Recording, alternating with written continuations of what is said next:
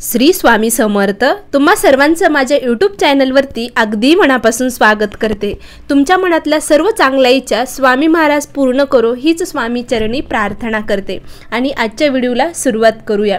आजच्या व्हिडिओमध्ये आपण बघणार आहोत की वैभव लक्ष्मीचे व्रत कसे करावे, काय नियम पाळावे आणि कधी सुरुवात करावी हे बघणार आहोत। धन प्राप्तीसाठी धनलक्ष्मीची व्रत करणे अत्यंत फलदायी समजले जाते। कसं आहे ना, ज्या घरामध्ये वैभव लक्ष्मीचे व्रत केले जाते ना, त्या घरात कशाचीच कमतरता पडत नाही। घर सतत धन धान्याने भरभरून जाते।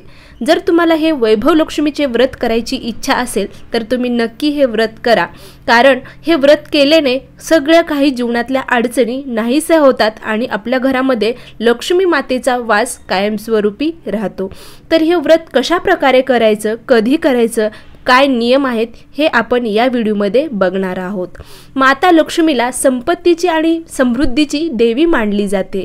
देवी लक्ष्मीचे अनेक रूपे अनेक नावे देखील आहेत, म्हणून कोणी तिला लक्ष्मीचे धनलक्ष्मीचे स्वरूपात पूजा करते।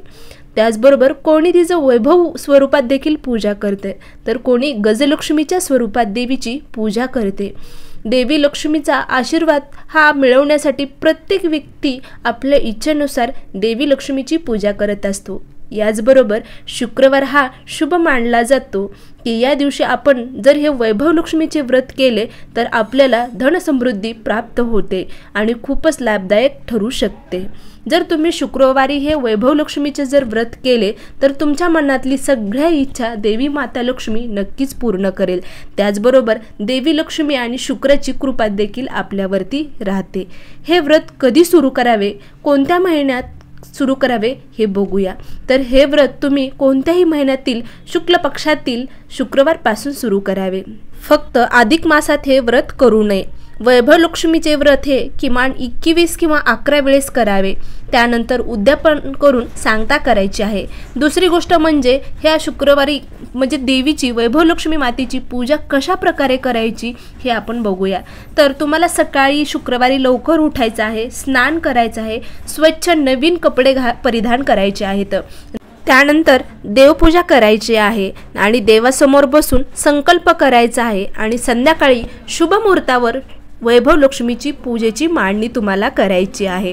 तर पूजेची मांडणी तुम्हाला कशी करायची, त्या अगोदर तुम्हाला शुक्रवारी दिवसभर उपवास करायचा आहे। उपवासामध्ये तिखट आंबट तुम्हाला अजिबातही खायचं नाही। तुम्ही फळ किंवा दूध खाऊन हा उपवास तुम्हाला धरायचा असतो। तर शुक्रवारी तुम्हाला दिवसभर उपवास धरायचा आहे आणि संध्याकाळी शुभ मुहूर्तावरती वैभव लक्ष्मीची पूजेची मांडणी तुम्हाला करायची आहे। जिथे तुम्ही मांडणी करणार आहात तिथली जागा अगोदर तुम्हाला स्वच्छ पाण्याने पुसून घ्यायची आहे।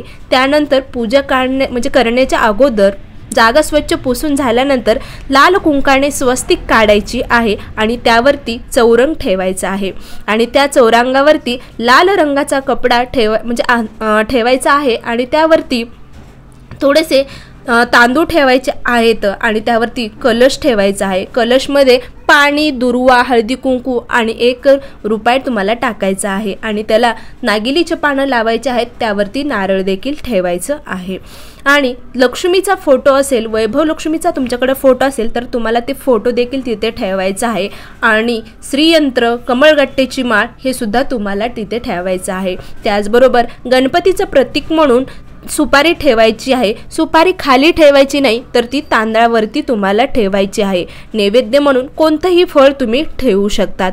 धूप, अगरबत्ती आणि लाल रंगाचं गुलाबाचं फूल भेटत असेल तर गुलाबाचं फूल घ्या, नाहीतर कोणतंही लाल रंगाचं फूल तुम्हाला वैभव लक्ष्मी मातेला चरणी अर्पण करायचं आहे। या प्रकारे तुम्हाला पूजा करायची आहे। पूजा करण्याच्या अगोदर सगळ्यात अगोदर मांडणी करायच्या अगोदर दिवा लावून घ्यायचा आहे। दीप प्रज्वलन करूनच मग तुम्हाला पूजेची मांडणी करायची आहे। पूजेमध्ये श्रीयंत्र, कमळगट्टेची माळ असणं गरजेचं आहे। जर तुमच्याकडे असेल तर तुम्ही नक्कीच वैभव लक्ष्मीच्या मांडणीमध्ये त्या श्रीयंत्राची पूजा नक्की करा आणि नमस्कार करा।